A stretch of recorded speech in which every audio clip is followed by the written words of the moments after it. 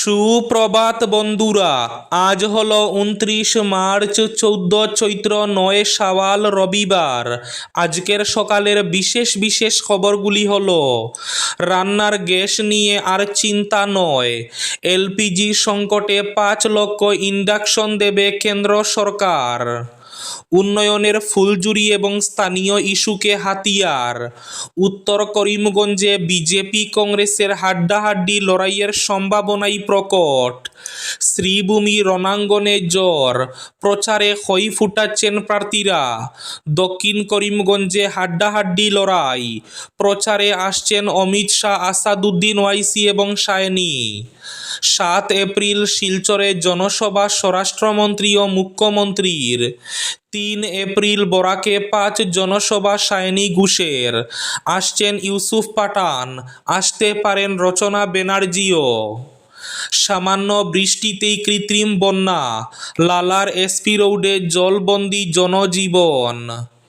ইরানের মাটিতে পা রাখলে কফিনবন্দি হয়ে ফিরতে হবে মার্কিন সেনাকে, হুঙ্কার তেহরানের। নরকে স্বাগত, আমেরিকাকে চরম হুঁশিয়ারি ইরানের। ইরান সংঘাতে নতুন মোড়, যুদ্ধে যোগ দিচ্ছে ইয়েমেনের হুতিরা। ইসরায়েলে ক্ষেপণাস্ত্র হামলা, বাড়ছে যুদ্ধ বিস্তারের আশঙ্কা। লকডাউনের কোনো সম্ভাবনা নেই দেশে, হাইলাকান্দিতে এসে বললেন কেন্দ্রীয় সড়ক প্রতিমন্ত্রী অজয় তামতা। 20 থেকে 25টির বেশি আসন পাবে না বিরোধীরা, বললেন হিমন্ত বিশ্ব শর্মা। অভিজিৎ পালের সমর্থনে কংগ্রেসের বিশাল পদযাত্রা শিলচরে, আজ পথ চলা 5 ওয়ার্ডে। এদিকে বৃষ্টিকে উপেক্ষা করে শিলচরে রাজদীপ রায়ের পদযাত্রা। অসমে পরিবর্তনের হাওয়া স্পষ্ট, বললেন ডিকে শিবকুমার। রাজ্যের মহিলারা বিজেপির গুলাম নন, বললেন জিতেন্দ্র সিং। দলাইয়ে দলবদ্ধ হামলা, গাড়ি ভাঙচুর, গুরুতর জখম মিজোরাম বিশ্ববিদ্যালয়ের অধ্যাপক। 90টি আসন নিয়ে মসনদ দখল করবে এনডিএ, হুঙ্কার অমিত শাহের। গৌহাটিতে অমিত শাহের রোড শো, নির্বাচনের আগে জোরদার প্রচার। বিস্তারিত থাকবে প্রতিবেদনে। এবং থাকবে আজকের বরাক উপত্যকার 3 জেলার আবহাওয়ার খবর। তাহলে বিস্তারিত খবরে যাওয়ার আগে অবশ্যই ভিডিওটিতে একটি লাইক করে চ্যানেলটি সাবস্ক্রাইব করে পাশের বেল আইকনটি বাজিয়ে রাখবেন এবং ফেসবুক পেজটি ফলো করে ভিডিওটি অবশ্যই শেয়ার করবেন, যাতে সঠিক তথ্যগুলো সবার কাছে পৌঁছাতে পারে। এবার শুনুন আজকের খবরগুলির বিস্তারিত। প্রথম খবর, উন্নয়নের ফুলঝুরি। উত্তর করিমগঞ্জে বিজেপি কংগ্রেসের হাড্ডাহাড্ডি লড়াইয়ের সম্ভাবনাই প্রকট। ত্রিমুখী নির্বাচনের ক্ষেত্র তৈরি হচ্ছে উত্তর করিমগঞ্জে। বিজেপি বনাম কংগ্রেসের মধ্যে লড়াই হওয়ার সম্ভাবনা থাকলেও মাঝপথে ইউডিএফ প্রার্থী দাঁড় করিয়েছে, যার ফলে এই কেন্দ্রে ত্রিমুখী লড়াই হবে। যদিও হাড্ডাহাড্ডি লড়াই হবে বিজেপির সুব্রত ভট্টাচার্য বনাম কংগ্রেসের জাকারিয়া আহমেদ পান্নার মধ্যে। নির্বাচন নিয়ে কোনো উন্মাদনা দেখা যাচ্ছে না ভোটারদের মধ্যে। দস্তুর মতো নীরব ভূমিকায় রয়েছেন ভোটাররা, নীরব ভূমিকায় রয়েছে বিরোধী দল কংগ্রেস। বিজেপি প্রার্থীরা বিশাল র্যালির মাধ্যমে মনোনয়ন জমা দিলেও কংগ্রেস ভিন্ন রণকৌশল নিয়েছে।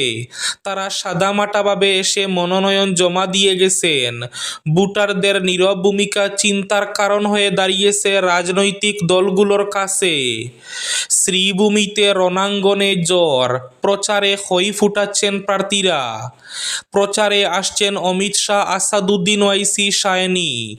সীমান্ত জেলার 4টি বিধানসভা সমষ্টিতে প্রতিটি দলের জোরদার প্রচার অভিযান চলছে। গ্রামে গ্রামে প্রতিটি রাজনৈতিক দলের প্রচার অভিযানের সাথে চলছে দল পরিবর্তনের মহড়াও। ইকবাল আজিজ, শামীম ও শিহাবের লড়াইয়ে জমে উঠেছে দক্ষিণের রাজনীতি। এদিকে আগামী 5 বছরে অসমের মসনদ দখল করবে কে? আগামী 5 বছর নিজের এলাকার প্রতিনিধি কে হবেন? কোন দল আগামী 5 বছর জনগণের জন্য কি করবেন? জনগণের উন্নয়নের ফুলঝুরি এবং স্থানীয় ইস্যুকে হাতিয়ার করে চলছে নির্বাচনী প্রচার অভিযান। দক্ষিণ করিমগঞ্জ এবং রামকৃষ্ণনগরে এবার বেশ চর্চায় বহিরাগত ইস্যু। রান্নার গ্যাস নিয়ে আর চিন্তা নয়, এলপিজি সংকটে 5 লক্ষ ইন্ডাকশন দেবে কেন্দ্র সরকার। এলপিজি গ্যাস নিয়ে সংকটের আবহে 5 লক্ষ ইন্ডাকশন আনছে সরকার। রান্নায় জোর কেন্দ্রের। দেশ জুড়ে এলপিজি সরবরাহে অনিশ্চয়তার আবহে রান্নার দিকে ঝুঁকছে মানুষ। সেই বাড়তি চাহিদা সামাল দিতে বড় পদক্ষেপ নিতে চলেছে রাষ্ট্রায়ত্ত সংস্থা এনার্জি এফিসিয়েন্সি সার্ভিসেস লিমিটেড। সরকারি সূত্রে খবর, ধাপে ধাপে প্রায় 5 লক্ষ ইন্ডাকশন কুক স্টোভ কেনার জন্য নতুন টেন্ডার আনতে চলেছে সংস্থা। পশ্চিম এশিয়ার সংঘাতের জেরে এলপিজি ও প্রাকৃতিক গ্যাস সরবরাহে প্রভাব পড়েছে। তার জেরে বিকল্প হিসাবে ইন্ডাকশনের চাহিদা হঠাৎ বেড়ে যায়। ইতিমধ্যেই 1 লক্ষ ইন্ডাকশন কেনার টেন্ডার দিয়েছে।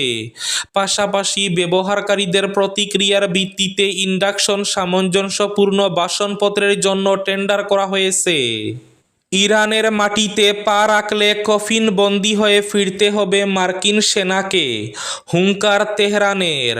নরকে স্বাগত, আমেরিকাকে চরম হুঁশিয়ারি ইরানের। পশ্চিম এশিয়ার অস্থির পরিস্থিতির মধ্যেই আমেরিকার বিরুদ্ধে গর্জে উঠল ইরান। দেশের প্রভাবশালী সংবাদপত্রের প্রথম পাতায় শনিবার প্রকাশিত ওয়েলকাম টু হেল বা নরকে স্বাগত শিরোনাম ঘিরে ইতিমধ্যে চাঞ্চল্য ছড়িয়েছে আন্তর্জাতিক মহলে। প্রতিবেদনে সরাসরি হুঁশিয়ারি দিয়ে বলা হয়েছে, ইরানের মাটিতে কোনো মার্কিন সেনা পা রাখলে তাদের জীবিত ফেরা কঠিন, তাদের ফিরতে হবে কফিনবন্দি হয়ে। এদিকে ইরান সংঘাতে নতুন মোড়, যুদ্ধে যোগ দিচ্ছে ইয়েমেনের হুতিরা। ইসরায়েলে ক্ষেপণাস্ত্র হামলা, বাড়ছে যুদ্ধ বিস্তারের আশঙ্কা। পশ্চিম এশিয়ার চলমান সংঘাত আরও জটিল হয়ে উঠল। লেবানন ইরাকের একাধিক সশস্ত্র গোষ্ঠীর পর এবার সরাসরি যুদ্ধে নামল ইয়েমেনের শিয়া বিদ্রোহী গোষ্ঠী হুতি।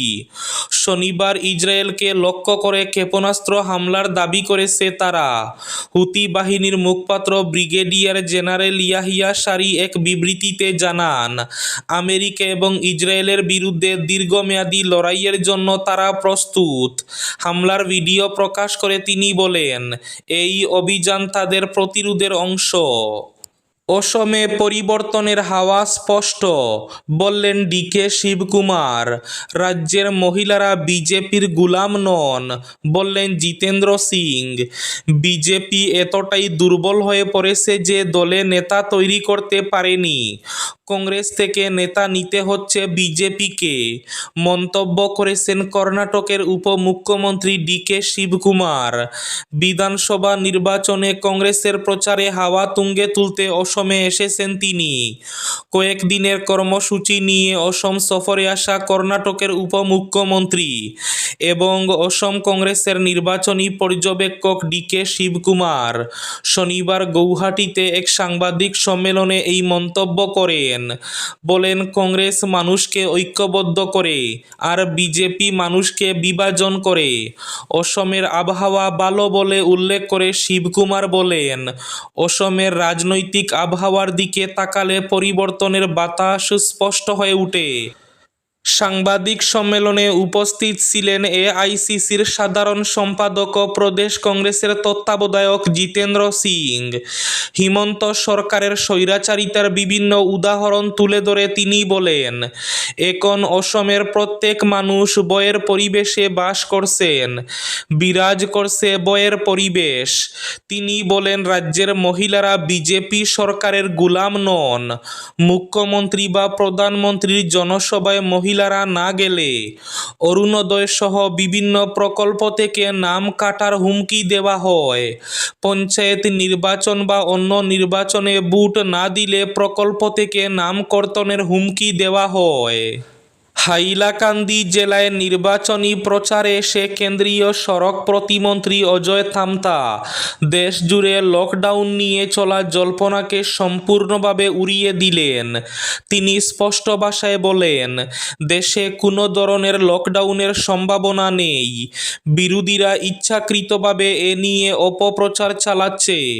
মোহনপুর এলাকায় এজিপি প্রার্থী জাকির হোসেন লস্করের সমর্থনে প্রচারে এসে সাংবাদিকদের মুখোমুখি হয়ে তিনি জানান, প্রধানমন্ত্রী নরেন্দ্র মোদী এবং স্বরাষ্ট্রমন্ত্রী অমিত শাহ ইতিমধ্যে দেশের পরিস্থিতি নিয়ে আশ্বস্ত করেছেন। দেশে পর্যাপ্ত পরিমাণ জ্বালানির মজুদ রয়েছে এবং সাধারণ মানুষের উদ্বিগ্ন হওয়ার কোনো কারণ নেই বলেও তিনি উল্লেখ করেন। 90টি আসন নিয়ে মসনদ দখল করবে এনডিএ, শাহী হুঙ্কার। এবার রাজ্যে এসে অমিত শাহের রোড শো। গৌহাটিতে অমিত শাহের রোড শো। নির্বাচনের আগে জোরদার প্রচার। কেন্দ্রীয় স্বরাষ্ট্রমন্ত্রী অমিত শাহ শনিবার পশ্চিমবঙ্গে প্রচার পর্ব শেষ করে গৌহাটিতে পৌঁছে এক বিশাল রোড শোতে অংশ নেন। তিনি বড়জোরের লোকপ্রিয় গোপীনাথ বরদলৈ বিমানবন্দরে অবতরণ করলে তাকে স্বাগত জানান অসম বিজেপির সভাপতি দিলীপ শইকিয়া। এ সময় দলের বরিষ্ঠ নেতা ভুবনেশ্বর কলিতা সহ বিপুল সংখ্যক কর্মী সমর্থক উপস্থিত ছিলেন। বিমানবন্দর থেকে বেরিয়ে তিনি একটি বর্ণাঢ্য রোড শোতে অংশ নেন।